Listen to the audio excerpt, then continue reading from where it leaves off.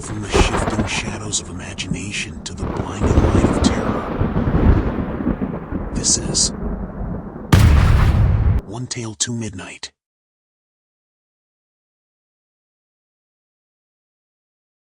Laura had always been drawn to the idea of living off the grid. She was tired of the city's constant hum, the artificial glow of streetlights, the endless noise that never seemed to stop. Her husband, Ben, shared her dream of finding a quiet, peaceful life away from the hustle of modern living. After years of planning and saving, they finally found their paradise. The farmhouse was perfect in its own way, though it had clearly seen better days. Located miles from any town, it sat surrounded by a stretch of snow-covered fields with a large barn in the back that seemed to loom like a dark sentinel against the cold winter sky. The house itself had been abandoned for decades, and while the roof sagged slightly and the windows were dirty, the bones of the structure were sound. They saw potential in it, imagining how they could restore it to its former glory. It was January, and the chill of the season was inescapable, but the promise of independence was enough to keep their spirits high. The air was sharp, and the snow lay thick on the ground, making the world outside appear frozen in time. They set to work, making small repairs to the farmhouse, fixing the pipes and insulating the rooms. But Ben knew that in order to make their life sustainable, they would need livestock.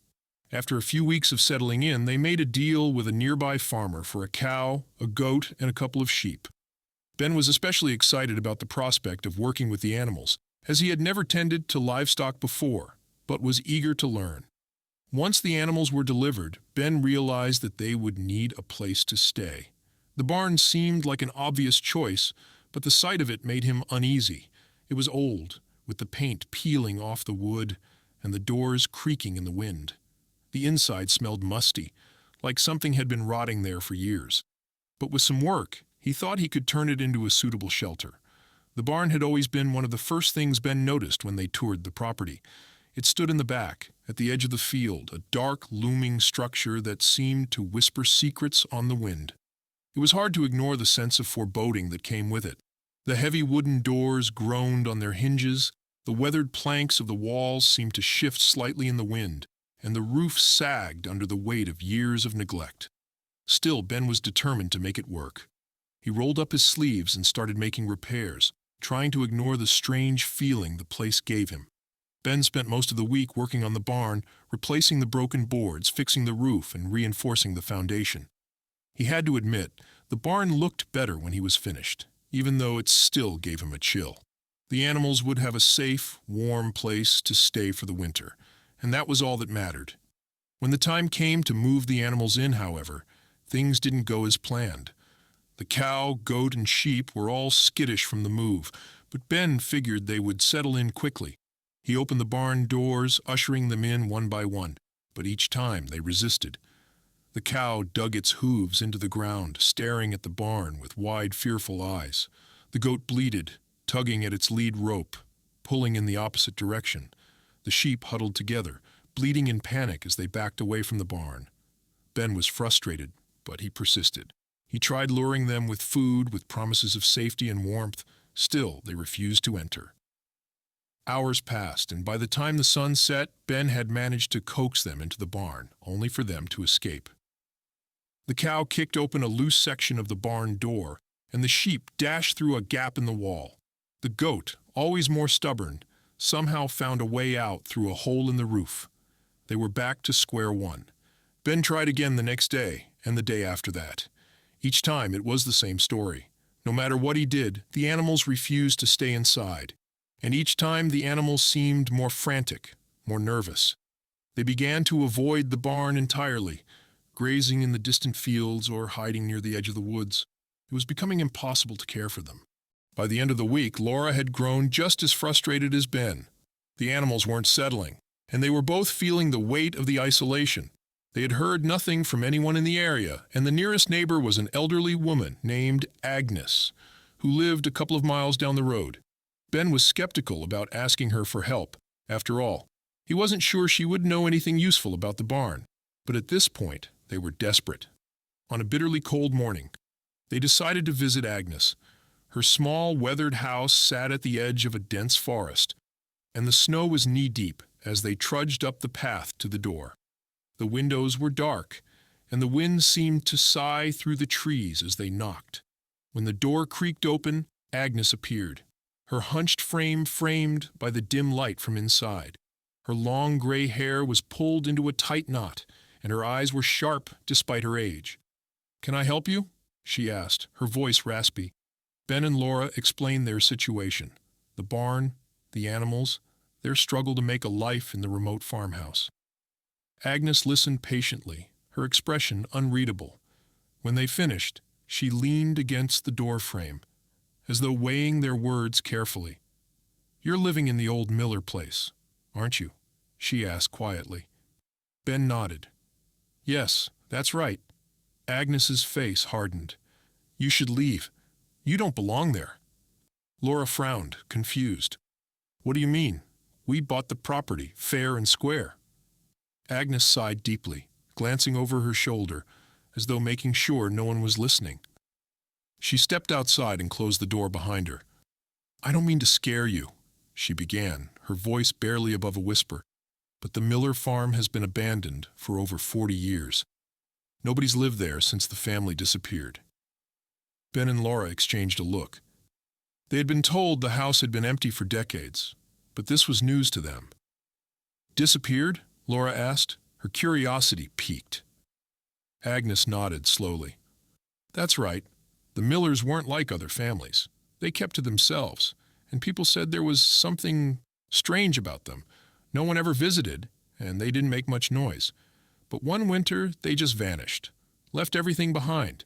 The house, the barn, everything."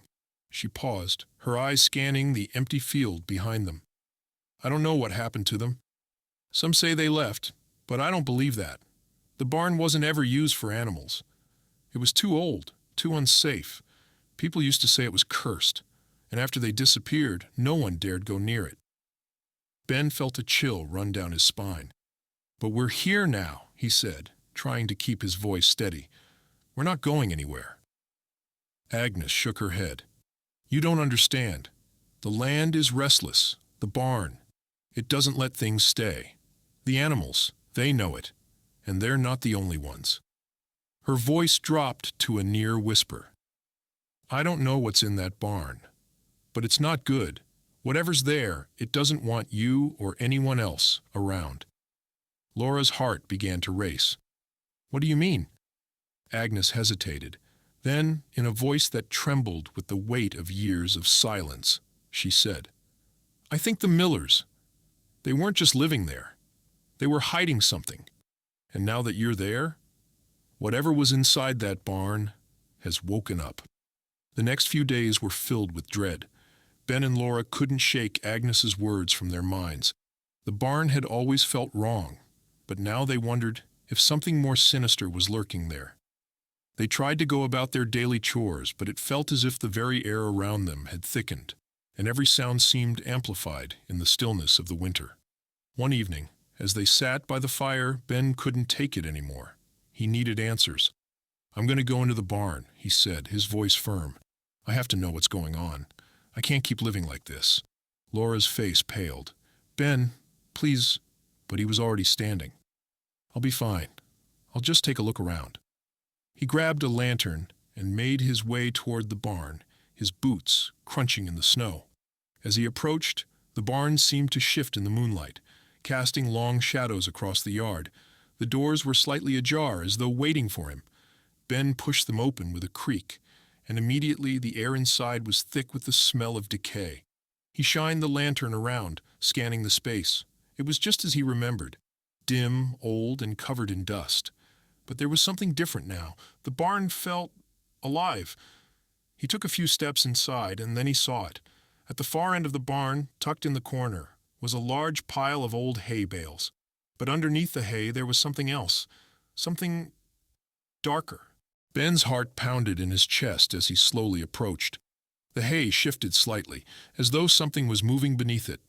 His breath caught in his throat as he crouched down, his lantern trembling in his hand. Then, with a sudden, violent movement, the hay flew away. Ben recoiled in horror as he saw what was lying beneath. The bones were old, but still intact. They were human. His mind reeled as he stumbled backward, his lantern falling to the ground with a crash. The barn seemed to close in around him as the air grew thick and suffocating. The shadows in the corners seemed to move, reaching out toward him. Suddenly he heard the sound of hooves. The animals. They were inside, and they were looking at him. The cow, the goat, and the sheep stood motionless in the barn's doorway, their eyes reflecting the flickering light of the fallen lantern, their breaths fogged in the cold air as they stared at Ben. But their gaze wasn't on him. It was fixed on the pile of bones. The cow let out a low, mournful bellow, stepping backward, as if trying to escape an invisible force.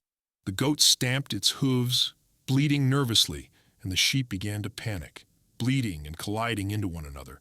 Their terror was contagious, and Ben could feel it seeping into his bones. "Get out," he whispered to himself, stumbling toward the doorway. The animals scattered as he moved, bolting back into the snow-covered yard and disappearing into the darkness. Ben burst through the barn doors and ran back to the farmhouse. His hands were shaking as he slammed the door shut behind him, panting heavily. Laura jumped to her feet, alarmed.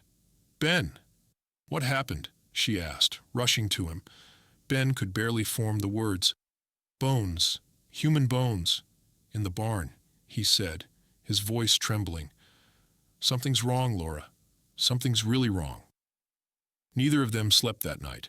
Laura wanted to leave immediately, but the snowstorm outside had worsened, and the roads were impassable. They were trapped. By morning, Ben decided he needed to return to the barn. He couldn't shake the feeling that the bones were only part of the story. Reluctantly, Laura agreed to accompany him. Armed with flashlights and a crowbar, they braced themselves against the cold and headed toward the barn. The barn loomed over them like a dark omen. Ben pushed the doors open, and they stepped inside. The air was colder here, unnaturally so, and the smell of decay was stronger. They moved toward the corner, where Ben had seen the bones. Together they uncovered the pile of hay. The bones were still there, stark white against the dirt floor. But as they examined the area more closely, they noticed something else. Carved into the wooden floorboards around the bones were strange symbols, jagged and uneven, as if scratched in a frenzy. "What is this?" Laura whispered, her voice barely audible. Ben shook his head. "I don't know. They look like runes, maybe? Or some kind of writing." As they studied the symbols, Laura noticed something glinting beneath the bones. She carefully reached out and pulled it free. It was a small, rusted key. "A key?" Ben said, frowning. "What does it open?" Laura's gaze drifted toward the far wall of the barn. There, half hidden behind a stack of rotting wood, was a trapdoor. The trapdoor was old and heavy, its hinges rusted and barely functional. With some effort, Ben managed to pry it open. A wave of damp, musty air wafted up from the dark hole beneath. "I don't like this," Laura said, gripping Ben's arm. "Neither do I," he admitted, "but we need to know what's down there." Using their flashlights, they descended a narrow wooden ladder into the darkness below. The space was small and claustrophobic, the walls made of packed earth. The floor was uneven, and the air was thick with the smell of mildew and decay. At first, it seemed like nothing more than an old root cellar. But as they explored, their lights fell on something that made their blood run cold. Painted on the walls in a dark, dried substance were more symbols, similar to the ones carved into the barn floor. And in the center of the room was a stone altar, stained and cracked with age. Chains dangled from the ceiling above it, their ends rusted and sharp. "What the hell is this place?" Laura whispered, her voice trembling. Ben's flashlight flickered, and for a moment they were plunged into darkness. When the light steadied, he noticed something etched into the stone of the altar. "Mors Venet." "What does that mean?" Laura asked. "Death comes," Ben replied, his voice hollow. That night, the farmhouse came alive. It began with faint noises, the sound of footsteps on the floor above them, though they were the only ones there. The animals outside were restless, their cries echoing through the night. Then came the whispers. At first they thought it was the wind, but as the hours dragged on, the whispers grew louder, more distinct. They seemed to come from the walls, the floors, the very air around them. "Get out," the voices hissed. "You don't belong here." Laura clung to Ben, her eyes wide with fear. "We have to leave. Tomorrow, as soon as the storm lets up." Ben nodded, but he wasn't sure they could last the night. Around midnight, the whispers stopped. The silence was deafening, oppressive. Then the front door slammed open, letting in a gust of icy wind. Standing in the doorway was a figure shrouded in darkness. Its form was indistinct, but its eyes glowed like burning coals. "You woke it up," the figure said, its voice a guttural growl. "Now you must pay the price." Ben grabbed the crowbar, holding it out in front of him. "Stay back!" he shouted, though his voice wavered. The figure stepped forward, and the lights in the house flickered wildly. Laura screamed as the temperature plummeted, frost forming on the windows and walls. The figure raised a hand, and Ben felt an invisible force slam into him, knocking him to the ground. Laura didn't think. She grabbed the lantern and threw it at the figure. It shattered, flames spreading across the floor. The figure recoiled, its form flickering like a shadow in the firelight. "Ben, get up!" she screamed, pulling him to his feet. They ran, out of the house, through the snow and into their truck. The engine sputtered to life, and they drove away, not looking back. As they sped down the icy road, Laura glanced in the rear-view mirror. The farmhouse was ablaze, the flames reaching high into the night sky. But standing in the yard, untouched by the fire, was the dark figure, its glowing eyes watching them as they disappeared into the distance. They never returned to the farmhouse. Months later, they learned that the property had been sold to another family. But a week after they moved in, the house burned to the ground. No one survived. Ben and Laura moved back to the city. Their dream of living off the grid shattered. But sometimes, late at night, Laura would wake up to the sound of whispers, faint and distant. And in her dreams, she could still see the barn, standing alone in the snow, waiting for its next victims. Thanks for watching One Tale to Midnight.